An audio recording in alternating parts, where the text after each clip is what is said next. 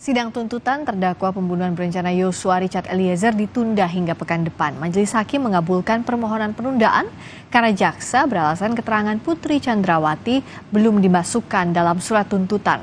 Hari ini istri Verdi Sambo, Putri Chandrawati, baru menjalani pemeriksaan terakhir sebagai terdakwa pada Rabu 11 Januari 2023. Harusnya hari ini jaksa membacakan tuntutan kepada terdakwa Richard Eliezer, tapi pembacaan tuntutan ditunda sesuai permintaan jaksa penuntut umum selama 1 minggu hingga selesai pemeriksaan semua terdakwa kasus pembunuhan berencana Brigadir Yosua. Majelis, saudara diperintahkan kembali ke dalam tadi alasan dari jaksa penuntut umum saudara terdakwa bahwa kesaksian atau keterangan terdakwa Putri Chandrawati belum masuk dalam surat tuntutan saudara, maka jaksa meminta waktu untuk ditunda.